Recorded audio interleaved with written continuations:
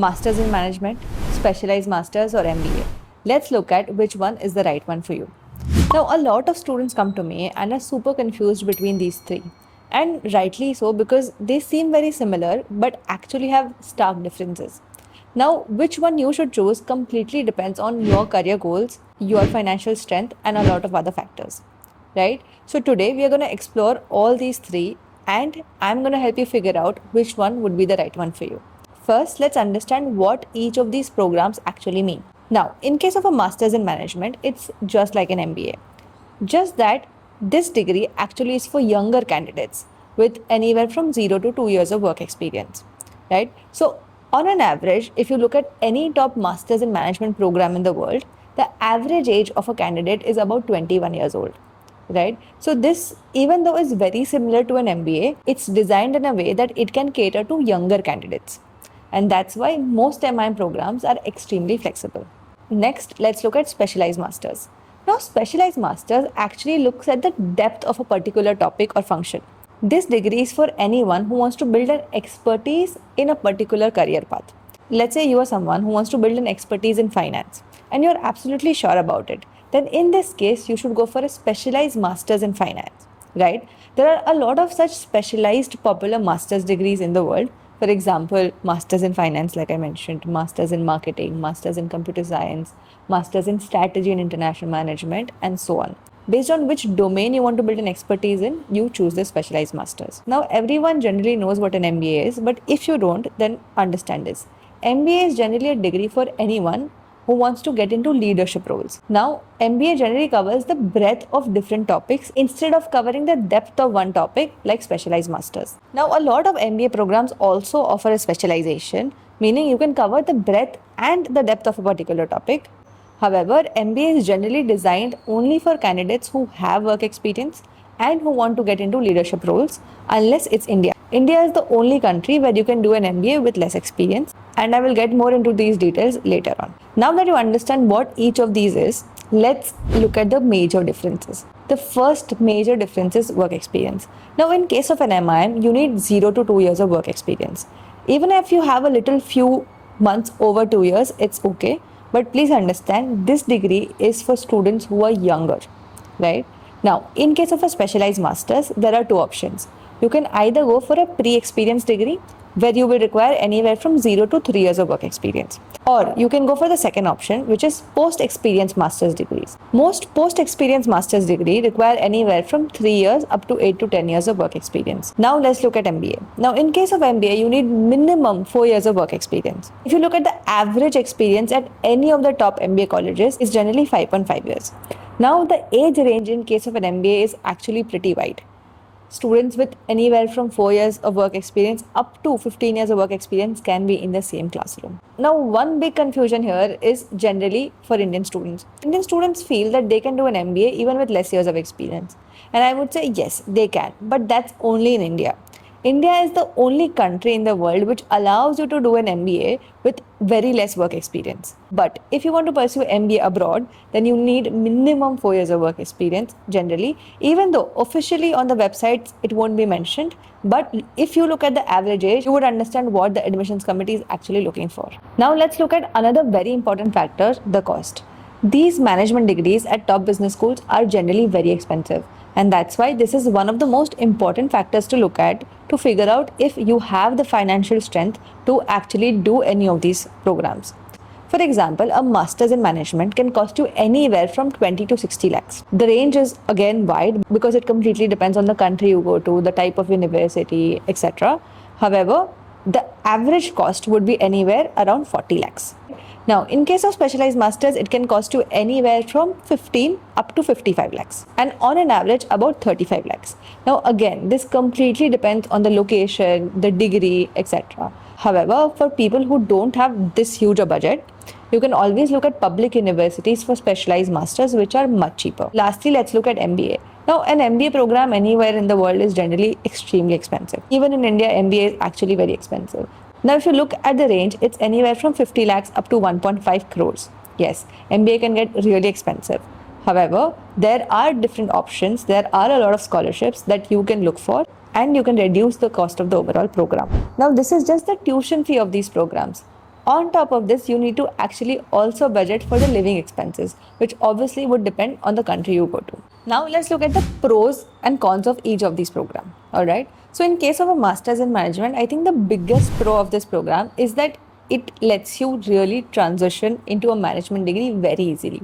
All right. So let's say if you're a doctor, if you're an engineer, right, and if you want to move to another domain, especially in management, then a master's in management would really make that journey very smooth for you and very immediate. For example, if you graduate right now, you will not have to wait for 5 to 6 years and then do an MBA, right? Because MBA requires that kind of experience.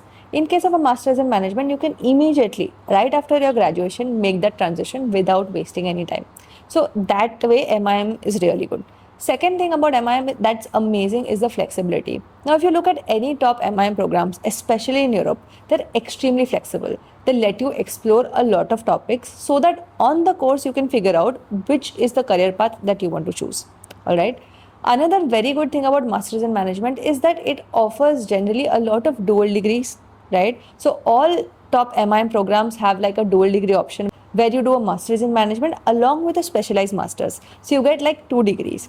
On top of that, almost all top MIM programs have a lot of exchange programs, capstone projects, chairs, etc., which lets students explore a lot. Another interesting thing about some MIM programs is that some MIM programs let you do an MBA as an exchange program. So you can actually experience an MBA degree along with MIM at the cost of an MIM program. So there are a lot of opportunities in case of an MIM program, and it's perfect for anyone who wants to transition to a management degree as soon as possible. Now, what are the cons of a master's in management degree?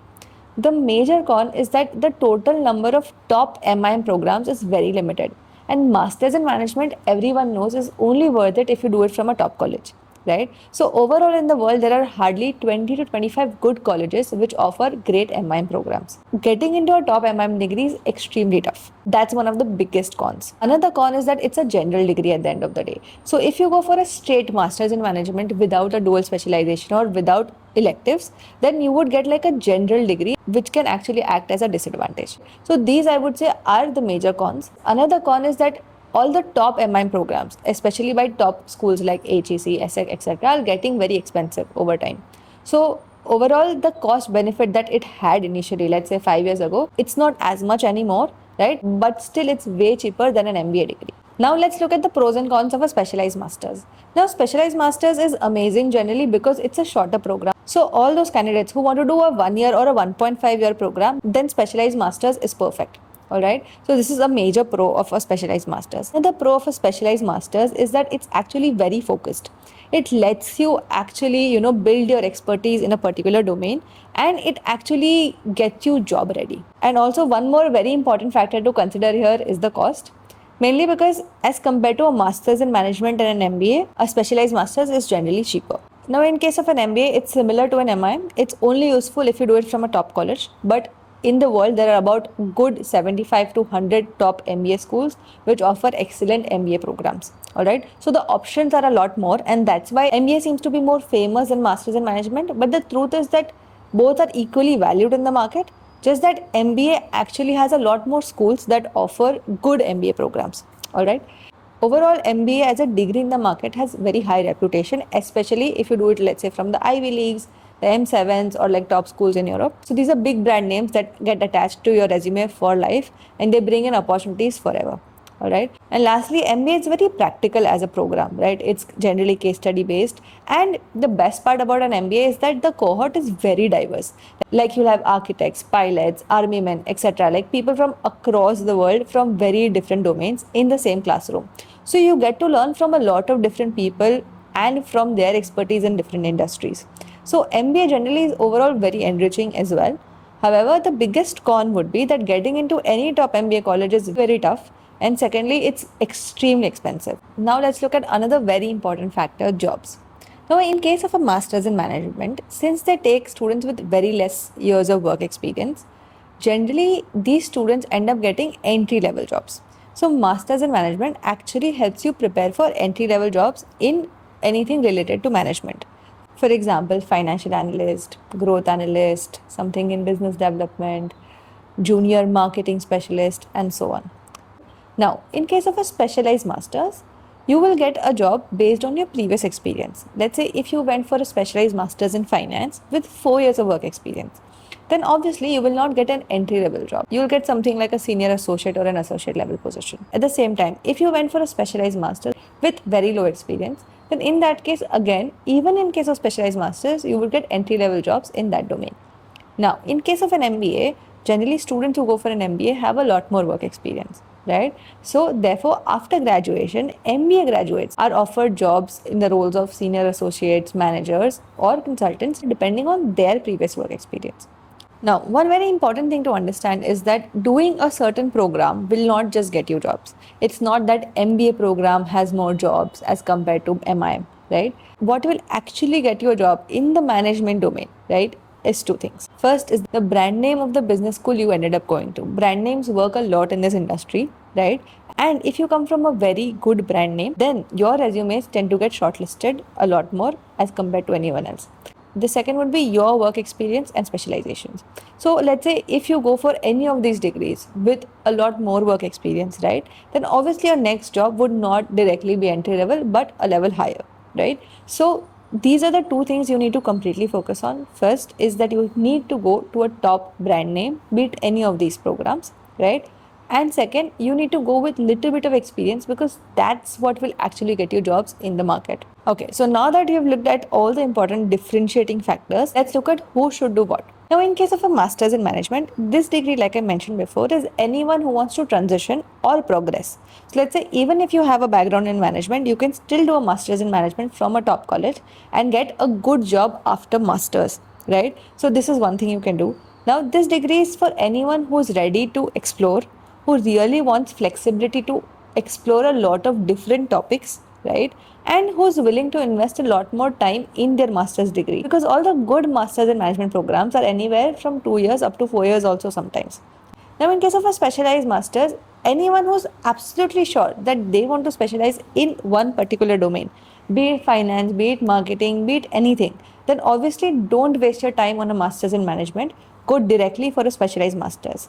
Also, anyone who already has a background in that domain. For example, if you already have a background in finance and you want to progress in finance, obviously go for a specialized master's in finance instead of a master's in management degree because that's more general.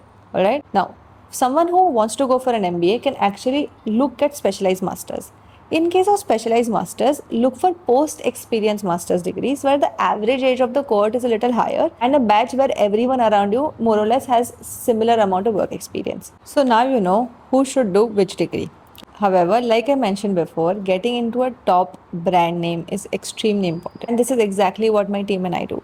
We help candidates get into the world's best programs for any of these degrees, be it masters in management, masters in finance, masters in engineering management, masters in business analytics, MBA, and so on. All right. So if you're someone who wants to get into a top university and is confused on how to build your applications, on which part to take, then you can reach out to my team on this WhatsApp number and we will help you out in this journey. For the ones who don't know me, I am Bijal and I run a study abroad boutique consultancy where we help selected candidates every year to get into the world's top schools, and our major focus is on scholarships. So as you can see, we've helped a lot of candidates get into the world's best universities. And if you want to be one of them, feel free to reach out to us here or request a call here. So one question a lot of people ask me is whether someone with more than 2 years of work experience can do a master's in management or not. My answer would be yes. A lot of colleges let you do a master's in management even with a little more than 2 years of work experience. There are some select colleges where there's a hardcore rule that no, if you have anything beyond 2 years, you can't do a master's in management, but those are limited. Most other colleges allow to do a master's in management even with a little more experience. But my suggestion is that if you have a lot of experience, let's say if you have more than 4 years of experience, then going for a master's in management won't really add as much value. But let's say if you have around 2 to 3 years of work experience, if you are in that phase, and if you're confused a bit between master's in management and MBA, then yes, you can apply for a master's in management degree, but then you'll have to build your applications accordingly and convince the university why they should still take you. All right. Now, let's look at another very frequently asked question. Can I pursue MBA with about 3 years of work experience? Now, my answer to this question would be yes. Again, you can. Officially, you can. Because if you look at any top college in the world, they don't have any such criteria for minimum work experience. Why is that so? Because they still want to attract exceptional candidates, right? So ask yourself, am I someone who has something exceptional on my resume? Am I a national level sports person, or am I someone who's done excellent research work or anything, right? If you have something excellent on your profile and if you can prove that you're exceptional, then definitely an MBA college would be happy to take you, right? However, overall, your chances are very low if you want to do an MBA abroad at a top college, right? So ask yourself this, whether you actually stand out, and only then plan to get into this MBA journey, because obviously it's pretty tough. And if you can't figure out whether you can get in or not, then it will just be a waste of time for you. Alright, so that's all for today's video. I hope this video helped you at least understand what each of these 3 degrees has to offer you, and I hope it will help you in your decision making process. If you need help in your entire journey, feel free to reach out to us on this WhatsApp number or request a call here and my team will reach out to you.